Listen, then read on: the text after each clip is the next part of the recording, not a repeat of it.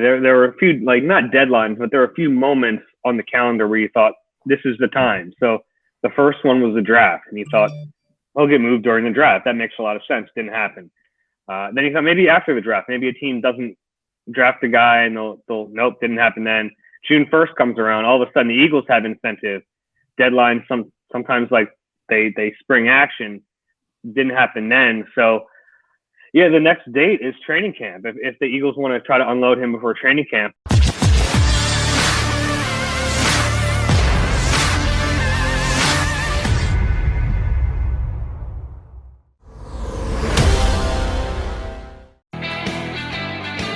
Wednesday edition of Birds 365 with your Accomac guys, John McMullen and Jody McDonald.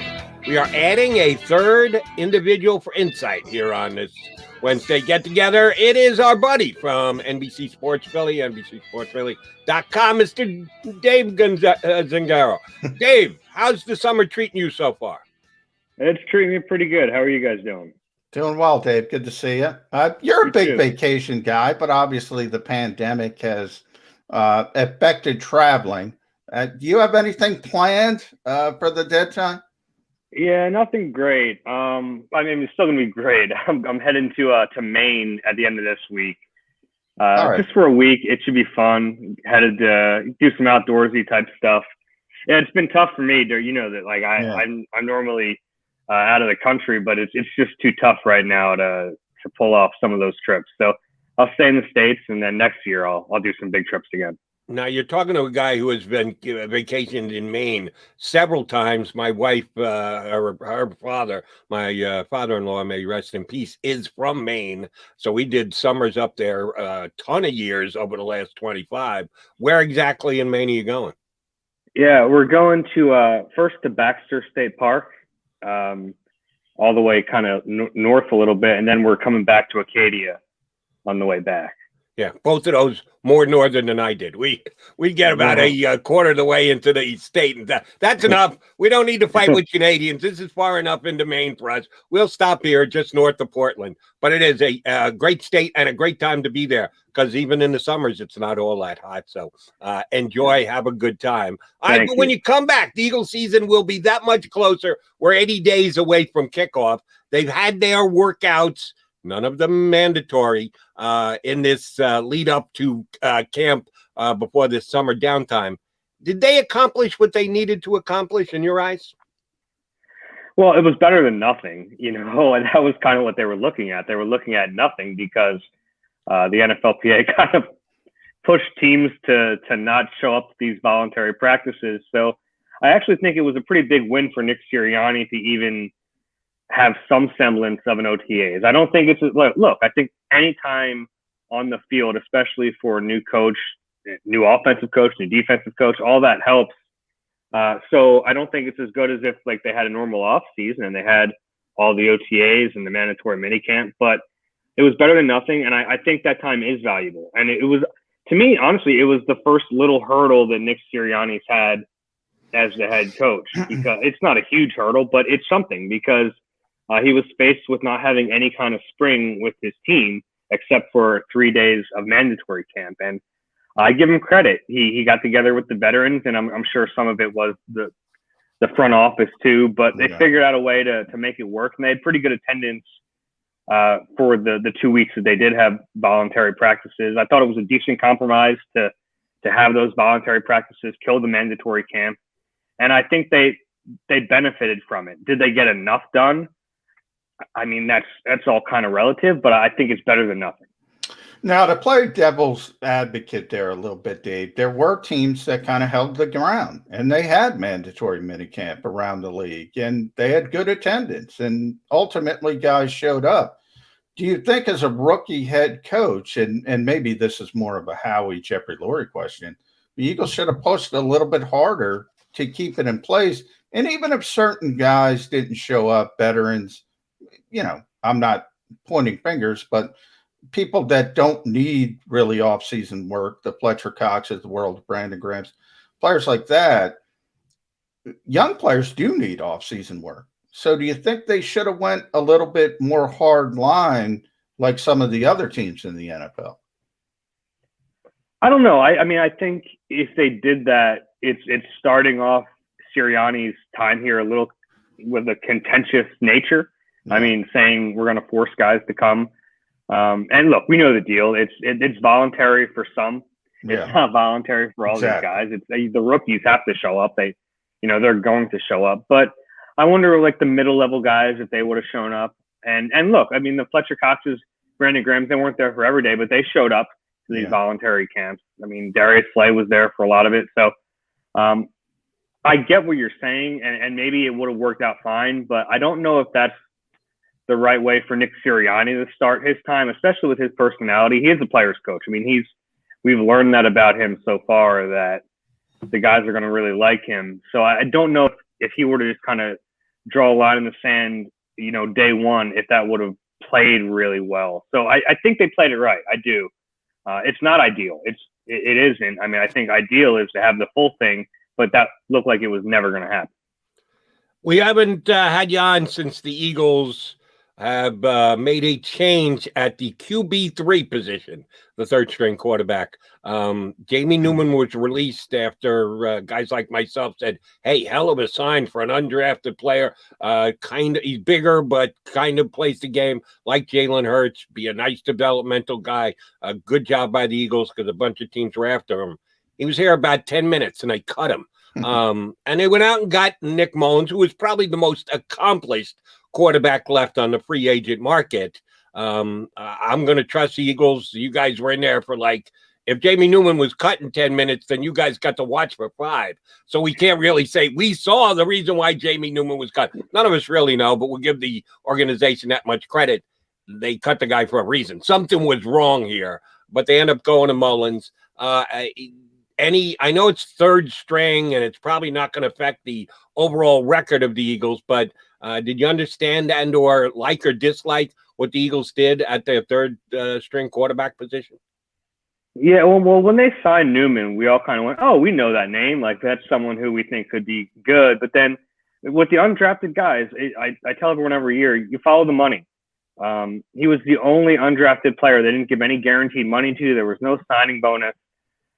So I don't know. I don't think other teams were after him. I think the Eagles said, hey, we'll bring you in. We'll look at you and we'll see. And obviously he was underwhelming. I think ideally they would have a third string quarterback who was a developmental guy. If they could have found a late round quarterback or an undrafted quarterback this year to fit that to me, that would be what you want. But it also appears like they didn't see that guy out there this year. And I thought there were a few options, like a guy like KJ Costello is someone with tools I thought you could bring along. But they clearly didn't feel that way. So Mullins, look, he has some skills. It's not like he's a nothing. He has some skills. He's not very good. And he's 26, so it's not like he's super young, but he's not super old either. I think the high point or the peak maybe for a guy like Mullins is next year Flacco's gone and Mullins is your backup.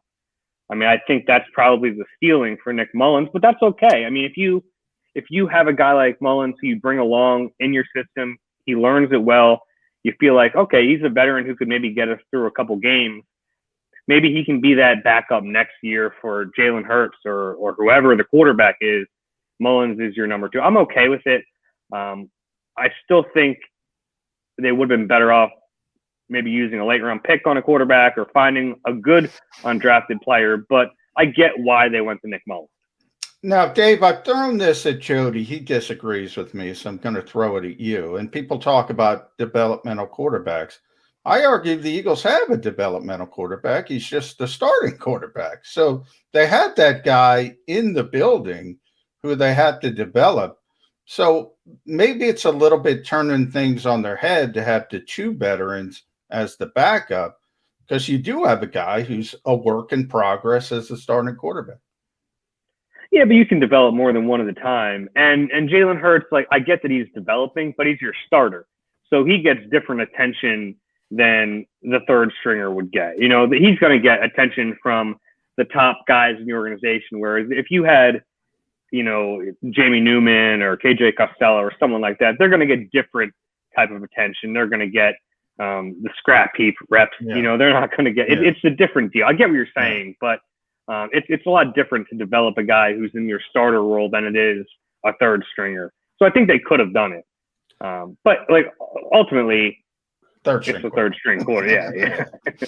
It seems to me developmental, and you can define it any way you want in your own mind. Developmental means no expectations, that you are being given a less scrutiny because you are still in the developmental process.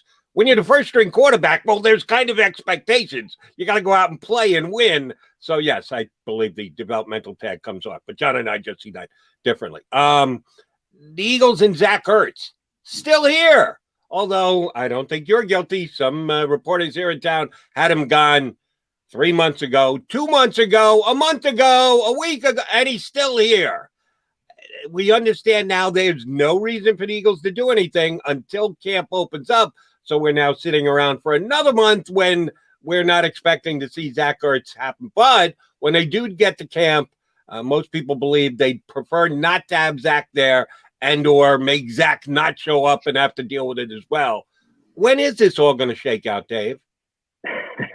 I don't know. I kind of thought he'd be gone by now, honestly. There were a few, like, not deadlines, but there were a few moments on the calendar where you thought, this is the time. So the first one was the draft, and you thought, he'll get moved during the draft. That makes a lot of sense. Didn't happen. Then you thought maybe after the draft, maybe a team doesn't draft a guy, and they'll nope, didn't happen then. June 1st comes around. All of a sudden, the Eagles have incentive. Deadlines, sometimes like they spring action. Didn't happen then. So, yeah, the next date is training camp if the Eagles want to try to unload him before training camp. But, I mean, Howie's made it pretty clear. He's also come out and said, like, hey, this guy is available, but I'm not going to give him away.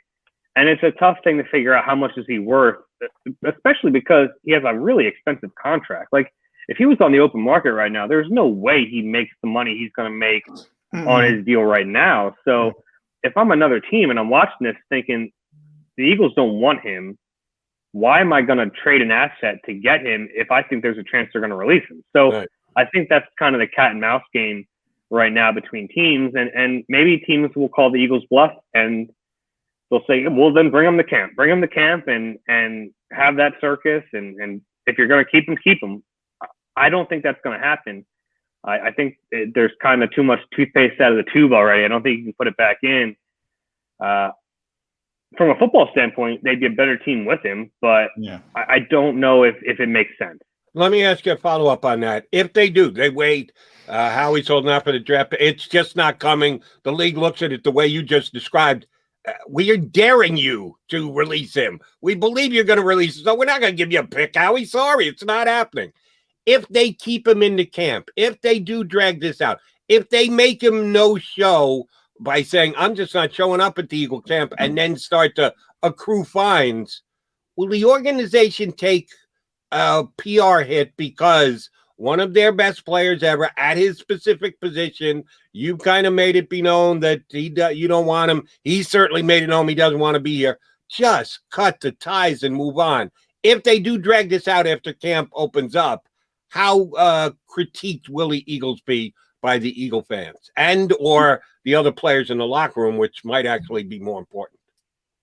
Yeah, I mean, I don't think the players in the locker room would feel a certain type of way about it. I think that players in the locker room kind of understand that it's kind of a unique business situation. Yeah, as far as public perception, I think that they would hope that it would flip a little bit. Like, hey, we're happy to have Zach in camp, and he's not here. I don't know if that would work. Yeah, I don't know what would happen.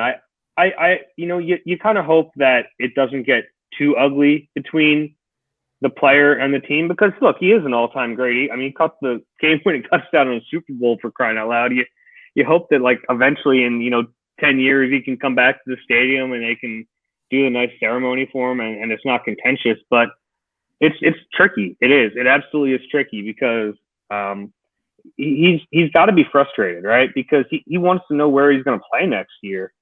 And we heard some of that, the reports of his frustration a while back.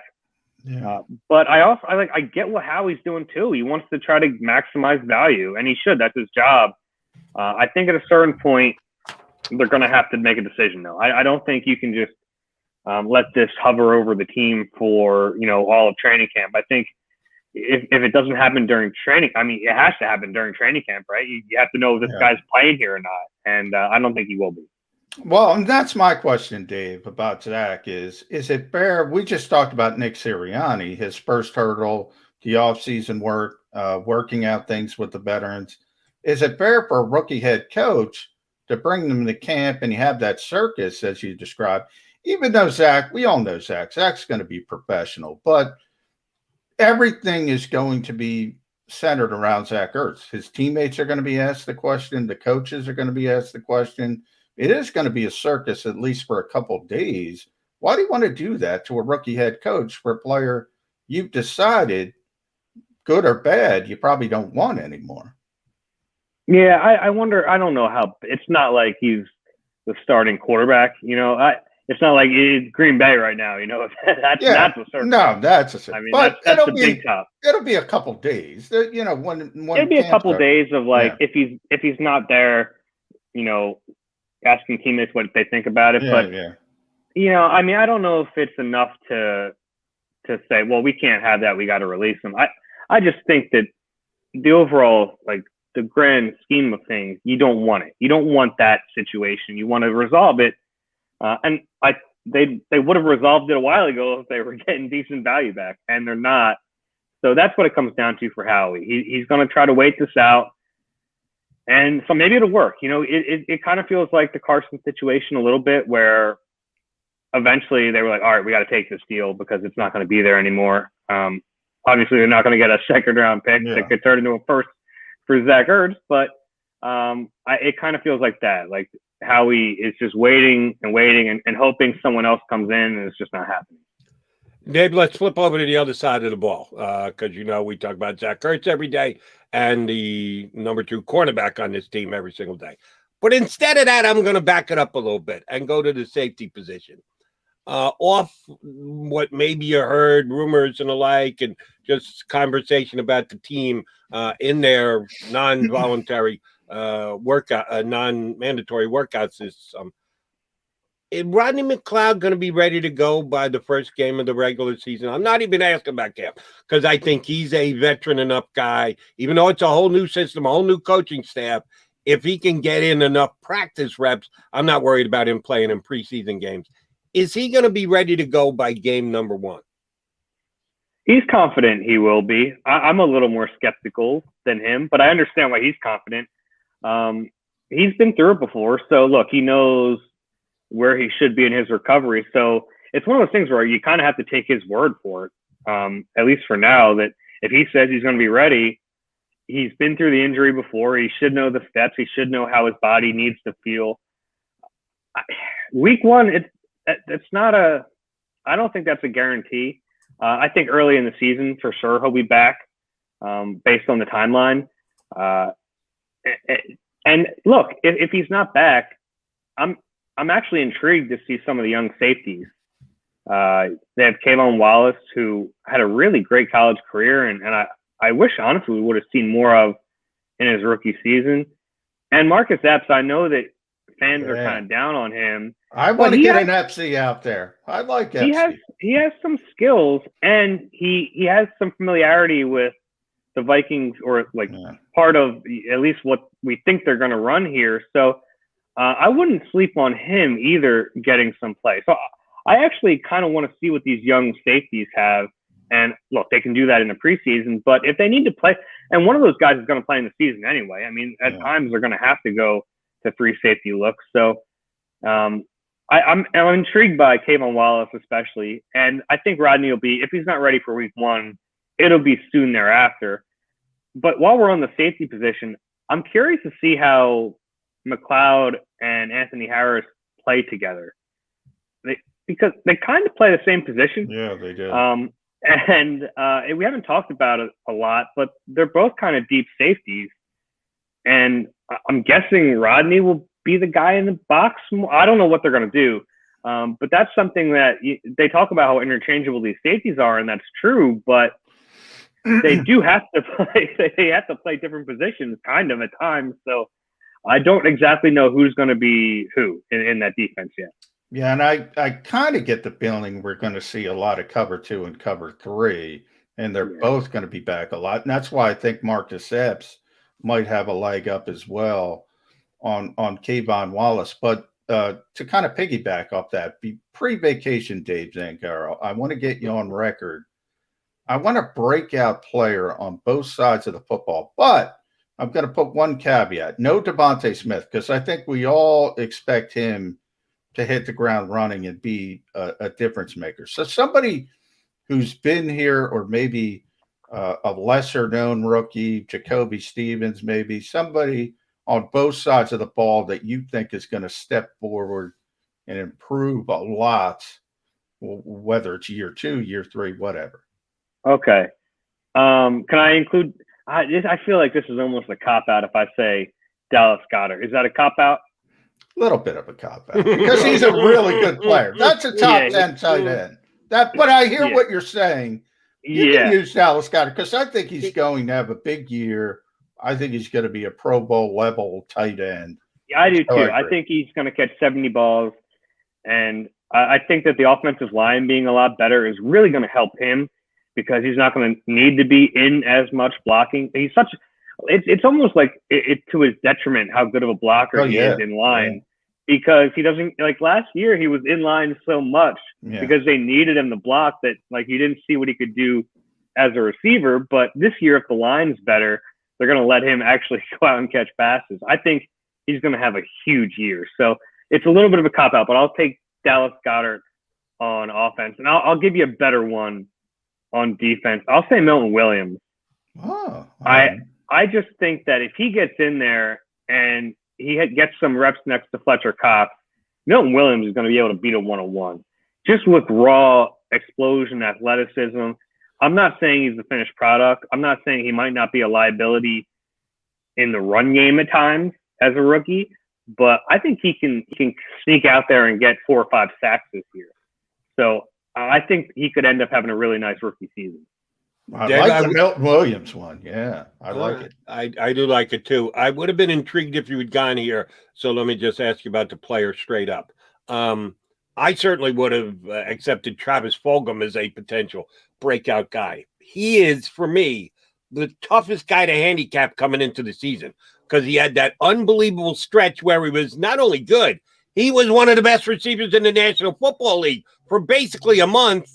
And then it was almost like a magic act. He disappeared. Well, you got to bring him back out of the hat again this year and analyze what he's going to be able to give the Eagles. If you believe that Devontae is going to be that good and that they're going to work very hard to get Jalen Reagor up to speed of the first round, being meritorious of that first round draft pick last year, and Greg Ward is Greg Ward. He's very good at what he does. It's not explosive. It's not going to wow anybody or make highlight films. All he does is catch the football. How does Travis Fulgham fit in? Is he going to be a disappearing guy, or is he going to reemerge as one of the best receivers? That's a wide berth between not involved in one of the best wide receivers in the NFL. Where does Fulgham fall in? Yeah, I think you hit it right straight down the fairway there. I don't think he's the best receiver in the league, and I don't think he's nothing. Like, I don't think that's a fluke that you have 5 games in a row like that. So, and I think he'll have some opportunity too, because I really like the idea of moving Reagor inside a lot. Like, I think that getting more nothing wrong with Greg Ward. I like Greg Ward. He's steady, move the chain, sure-handed guy, but Reagor gives you more explosion from the inside. So I like the idea of them sliding him in, and then that'll give Fulgham or someone some reps outside, and I think Fulgham will probably get the first crack at those. What is he? I don't know what he is. I think he can make some plays. But remember, also, last year, a lot of those were timing throws. They were him going up and catching the ball, and it was the other quarterback. It was Carson Wentz. I mean, he didn't do this with Jalen Hurts. So those two need to get on the same page. They need to – a lot of what he does is the quarterback needing to trust him. So they have to build a rapport before Fulgham would do that again. So I think there are real questions. And last year, he also got hurt. I mean, he had surgery after the season, so I don't know how much that affected him. You're right. I mean, it's the biggest mystery with this team, and I don't know the answer to it. My guess is it's somewhere down the middle. He's not that guy and he's not nothing. He's somewhere in the middle, and I think he'll be a decent receiver for the Eagles. I don't know if he's necessarily like their answer. Dave, we talked to a lot of national guys on this show as well, and I can tell you there are not a lot of expectations for this team nationally. And I think it comes down to the coach, rookie head coach, unproven, and a quarterback, a first-time starter, unproven. If this team were to overachieve, I think it's got to be the offensive line. I think it's got to be that group. And you wrote at NBC Sports Philly about Jeff Stoutland recently. Everybody should go check that out. But if that group is together for 16 games, which is a big if, how much better does that make the Philadelphia Eagles? A ton. I mean, that's where all their problems started last year to me. Because you can argue their biggest problem last year was the quarterback, right? He was awful. He was horrendous. But he's not that bad if he has time. He just isn't. He doesn't get in his head. It doesn't spiral. He might be here right now if the offensive line was intact last year, or at least held up a little bit better. It's the best unit on the team. If you had to rank their position groups in terms of talent, the offensive line's at the top of the list, but there are so many question marks around it. With Kelsey's age and Lane and Brandon Brooks coming back from injury, the question of left tackle, who wins the job. Landon Dickerson's their top backup, but what's his health situation? But if that line is together, Jalen Hurts is going to look a lot better. I think that's you're right. It's the key to this entire season, that offensive line. If they're decent, I think they can slightly. I don't think they're going to be like a contending team this year, but you're talking about in a weak division, sticking in it for a little while. And that's, I think, what you can hope for this year if you're an Eagles fan. Dave, John and I go back to this every once in a while, to Nick Sirianni's first press conference. It might have been Dave Zangaro who asked the question, do you control the 53-man roster? And the coach's response was, I think so. I don't really know, which tells you the answer to the question. The answer is no, that Howie Roseman is going to have a massive input, if not complete control, of that 53-man roster. So working under that assumption, outside linebacker for this team this year, you got a bunch of guys who are going to compete and going to have a chance if they all play equally, like no one steps up and shines, no one stinks, that they're all basically contributing, breaking down the film about the same level. Davion Taylor, Jacoby Stevens, Jannard Avery, a guy who was traded for, a guy who was a mid-round pick the year before, an earlier pick the year before, a late pick this year with Jacoby Stevens. What is Howie going to look to protect most? Which is the one that is going to make Howie look the worst if the Eagles decide, all right, we're moving away from this guy? How do you think that competition at that position is going to play out? Well, so if there's like one spot left on the roster and it's between Jacoby Stevens and Jannard Avery, I think that's a unique circumstance because they're very different. They're both technically linebackers, I guess, but one's kind of a pass rusher, one's more of a safety linebacker hybrid. So they might be able to get by on that by like which player type do we need more?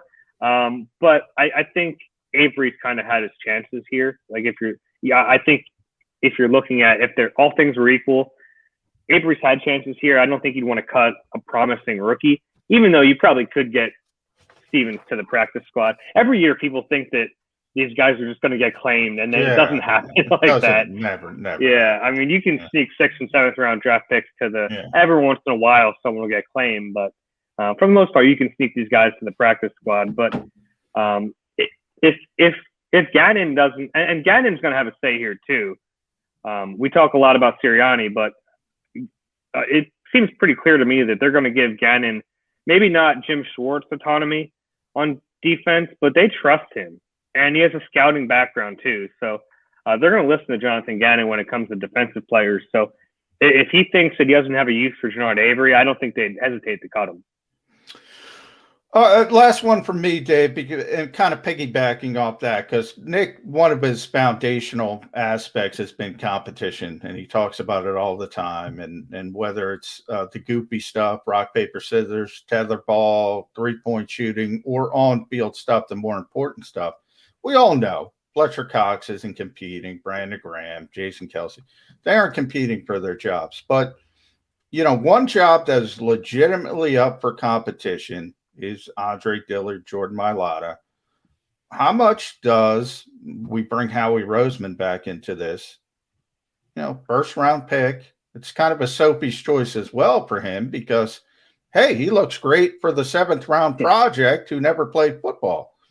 How much does that play into it? The other stuff, the pedigree versus the prospect, so to speak. Yeah, it's a fair question because you're right. I mean, either way, I think he looks good.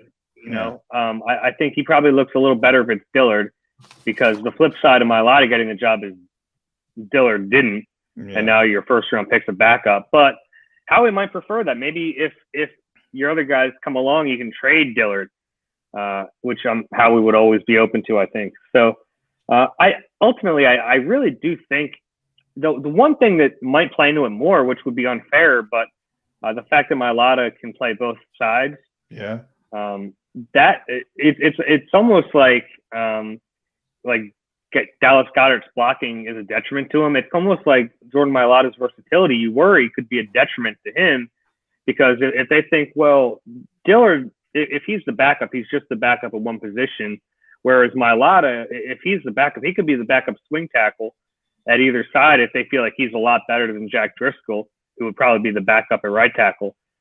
So that could play a role. But ultimately, they have Jeff, and it's funny, I asked Jeff Stoutland who makes the decision, and he said Nick Sirianni.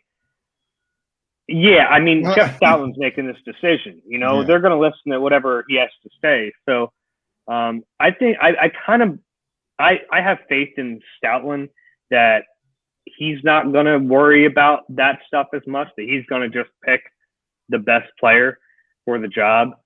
So if that's the case, and that should be the case, I mean, yeah, Nick Sirianni is going to make the decision, but he's going to listen to whatever Jeff Stoutland says. So if Jeff Stoutland's really the guy picking, I think he's just going to pick the best guy. And that's kind of exciting. I don't know if anything's ever just a true competition, go out there and win it, but this is, I think, maybe as close as you're going to get to that.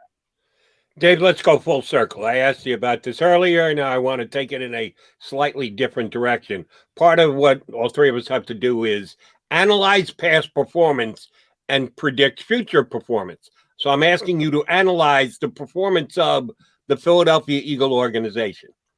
If Zach Ertz never catches another ball for the Philadelphia Eagles, there is a separation. He goes elsewhere. He doesn't come back for a last second and retire as an Eagle type guy and get a game in. He never catches another ball as an Eagle. Did the Eagles retire his number? Oh, that's tough. Yeah, he's close to it. He's like close to that line. Yeah. It's interesting. If he would have passed Harold, I'd probably say yes. Yeah. Now you can kind of get out of it. If he's the all-time receiving leader, that might be different. Yeah, I mean, they haven't retired Shady's number, but they've retired Shady's number. Yeah. You can't retire. I mean, you just can't retire all these numbers. Right. Turn out of numbers.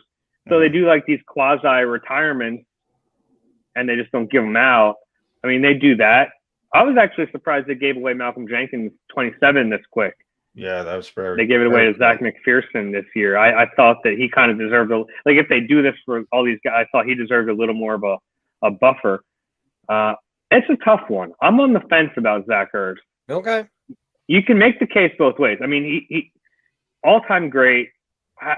He's going to fall short of Hall of Fame unless he has some kind of resurgence in the end part of his career. But if he ends up in the Hall of Fame, which isn't out of the question, by the way. I mean, he could put together a couple more good years and be there. So, right. But Donovan McNabb is not making the Hall of Fame, and they did retire his number. But that's the quarterback. Yeah, I mean, that's your quarterback for a decade. Took you to all those championship games, to a Super Bowl. I just as we're having this discussion, Dave, I just changed my mind. I'm saying yes because of the Super Bowl as well. 4th and 1, even bigger than the touchdown. 4th and 1 and the touchdown. I'm going yes, Jody.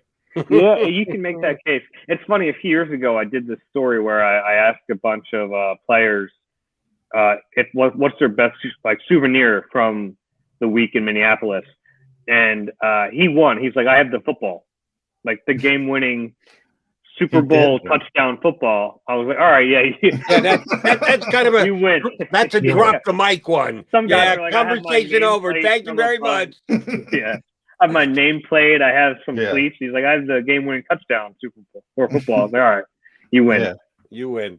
Dave, we won today because you were good enough to come on with us. We appreciate that greatly. Enjoy your downtime up in Maine. Don't get bitten by too many bugs. All right. Thanks, guys. Appreciate it. Thanks, Dave. David Zangaro from NBC Sports Philly. Yeah, I just changed my mind, Jody. Yes. Retire.